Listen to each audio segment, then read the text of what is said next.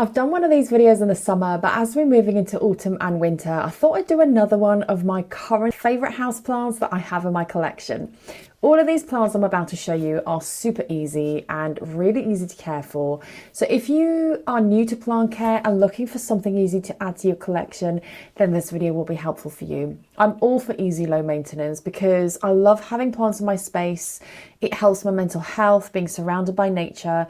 So I don't want to feel worried or stressed when I kill a plant that's really difficult to look after. That would just defeat the whole purpose of me having plants.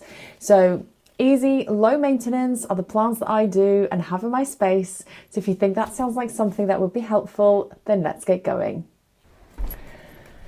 My first one, which you would have seen in my videos before if you've watched some of my videos, but it's my silver torch cactus. I rescued this beautiful plant from a lady who sadly couldn't care for it anymore. It's really heavy, so I'm going to have to rest it on my leg. There we go. The reason I just love this plant is because it's just so easy, fuss-free, and also it's growing a little baby. If you can see that tiny baby popping up. It also reminds me of growing up in South Africa. I had loads of succulents and cacti in my garden, and it's just holding such a memory, seeing succulents and cacti, and that's why I have loads in my collection. But this plant is super easy. It's grown, I wouldn't say it's a fast grower, but it's definitely an easy grower. It's got some new growth coming up, and it's got the tiny baby that is very slowly but surely growing. I have this plant on this shelf behind me with my other succulents and cacti. I have a grow light above it because we're moving into autumn and I want to make sure it's getting the adequate light that it needs.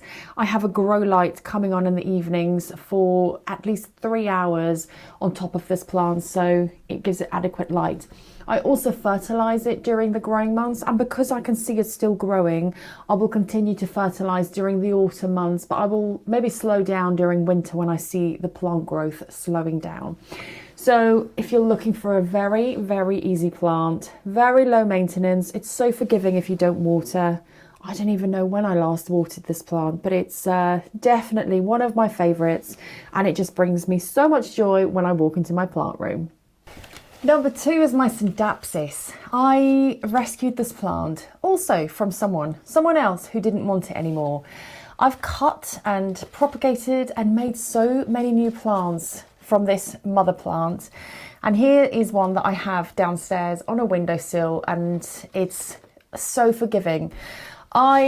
This tiny one that I have on a windowsill downstairs is somewhere where it's not a room where I go in every day to see it, and I noticed this week that the leaves were curled in, and that's my cue to water it, and it just plumps back up again. It's super easy to look after. The leaves are also really lovely to touch.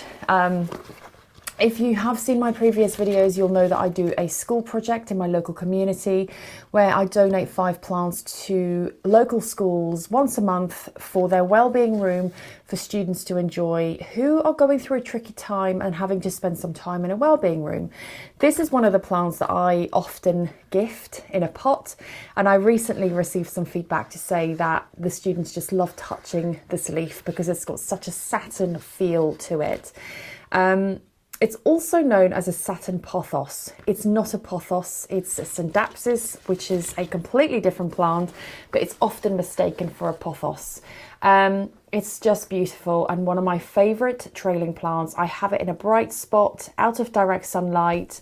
When the leaves curl in, I know it's time to water, but it's super easy and you don't need to spend a lot of money on a plant like this. It comes in a really tiny one which you can grow into bigger plants, grab a cutting from a friend, but they're super, super lovely and just one of my favourite trailing plants. The next one is my Euphorbia trigona. I've got so many of these plants in my collection. The reason I love them, again, is because they remind me of my upbringing. I had them everywhere around me in South Africa whilst I was growing up. The reason I appreciate these plants and love them so much as well is because this was a rescue one, and it was completely, these trunks, these stems were completely kind of sunken in a little bit because it had root rot. It had no leaves on the top. So I rescued this one, but also I've got so many of them. I've also rescued these beautiful smaller ones. I've got another one, but I just don't have enough hands. So they're starting to look a whole lot better. I've got the sticks in there just to prop them up as they're rooting again. But these plants all at root rot, and I just appreciate them so much just for the fact that they can just bounce back given the right conditions and just thrive again. So these plants are highly toxic. So if you have pets that like to munch your plants, or little people that are likely to knock your plants, there's a white sap that comes out. The sap is highly toxic, so just be really careful. But super easy, loves a bright spot. A warm conservatory will be great for this plant, and very minimal water. It's just bounced back to life given the right care and very minimal water. But absolutely love these plants. And I've got a huge tall one behind me, another tall one in my kitchen, and all of these around me. Another one on my windowsill there. I'm surrounded by them, and I just think I could never have too many of them. So Euphorbia trigona, if you'd like to add this to your list, I can highly recommend it. This beautiful Sansevieria has come a very long way. I think I've had it for about 5 years, and it was so tiny. I wish I have a picture. I'll try and find one. I don't think I have one, but if I do, I'll pop it up here for you to see. But it was really small when I first got it. I repotted it already a couple of times, and it definitely wasn't kind of hanging and trailing over. I had this in my bathroom for about 2 years, and it's just gone mad in there. It's out of my bathroom now, it's in my plant room, but it's still just continuing to grow. When we had it in our bathroom, the reason I had to move it is because it's just kind of veering into our space, and we knocked it whenever we got out of the shower. But you can see down here there's a whole lot of new growth coming. I do need to repot it, maybe give it some fresh soil and a bigger pot.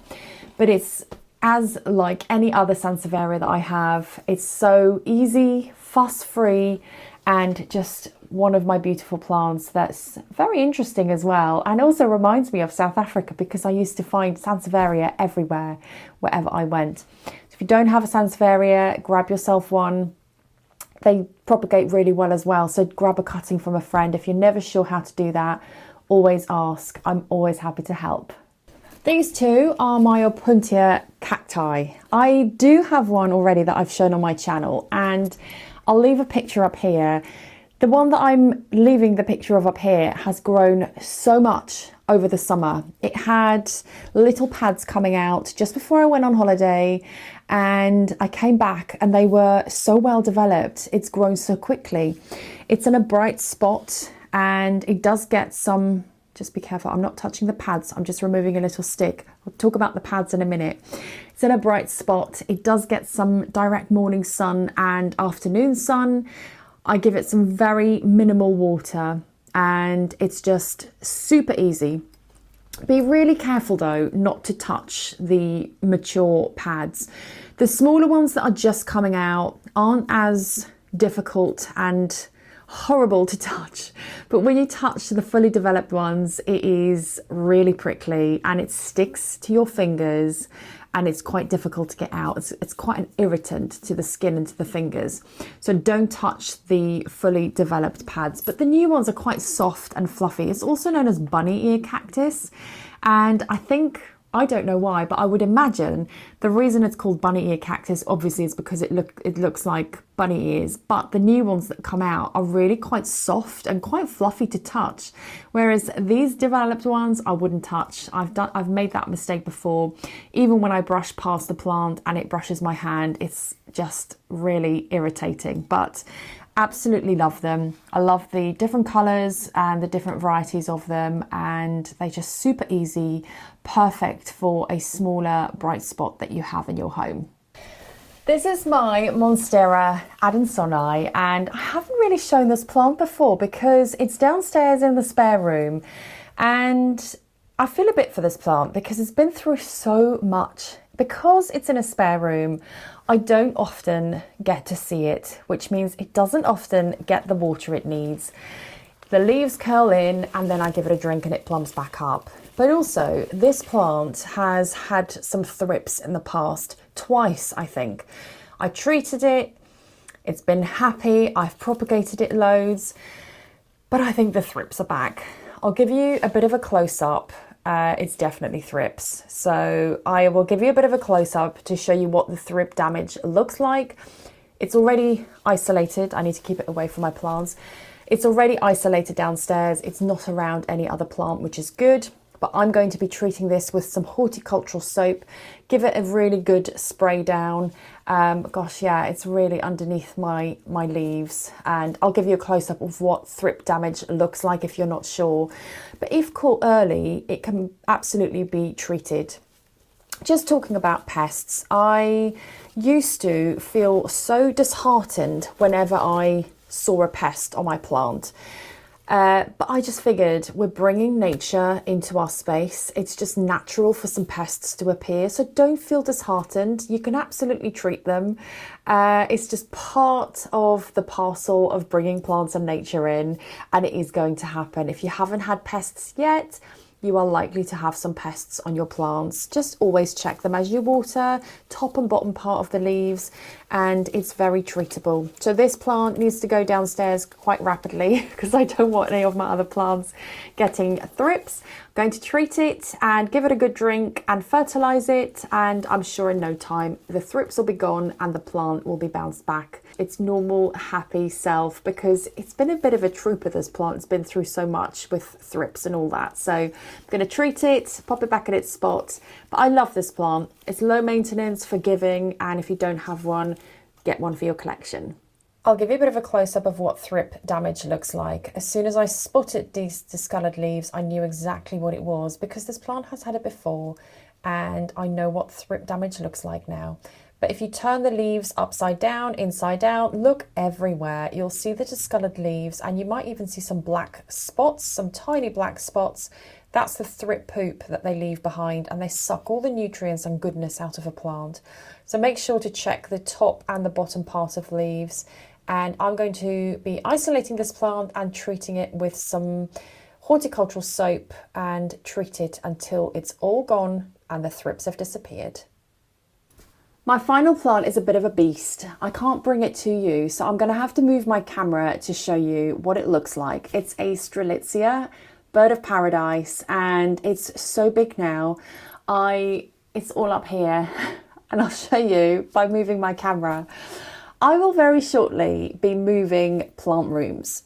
My plants are coming with me, but I'm having a bigger space, which will be really lovely to do all of my plant filming and plant videos in and plant chores in. So I shall be moving in a few weeks' time, but I'll share more about that on my channel. But my worry is, how am I going to get this plant out? This plant has come from a client site. It was too big when I put it into a client site, so I split the Strelitzia in half, and I ended up with the half that was a whole lot smaller when it came into my plant room. But now I have the problem that the plant is super big. The stairs that I am coming up and down from in my plant room is super steep and not huge. So if anyone has ever moved a massive plant like this, and I'll show you what it looks like, into or out of a small space, please send me some tips. Let me know in the comments below. Let me move my camera and I'll show you this beautiful Strelitzia. Just to give you a full overview, this is my beautiful Strelitzia that's just quietly sat in the corner, and it's super, super easy to look after. The problem I have is, how am I going to move it out of my plant room when I move in a few weeks' time? I hope you can see me, but this is my beautiful Strelitzia, and it was so much smaller when it came into my space maybe about a year and a half ago. I need help taking this down some really steep steps and into my new plant room in a few weeks' time. Have you ever done that? Moving such a big plant out of a tiny space and into a bigger space? Let me know in the comments. But this plant really reminds me of my upbringing. I had it in my garden as I was growing up in South Africa. You don't need to start with such a big one.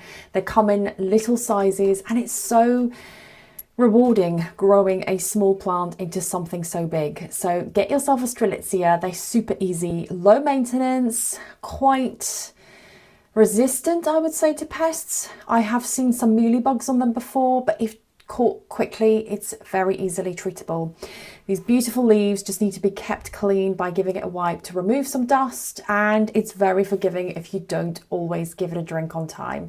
So get yourself a Strelitzia or a bird of paradise, and if you are really, really lucky, it might even flower for you inside. Has your Strelitzia flowered inside? Also let me know in the comments. Just moved my camera back again, so I hope you can see me all right. But those are my favourite plants as I move into autumn and winter. Let me know if you have any questions about them. Do you have them in your collection? Do you have any other plants that are super easy that I could potentially get for my new space? Please let me know in the comments below.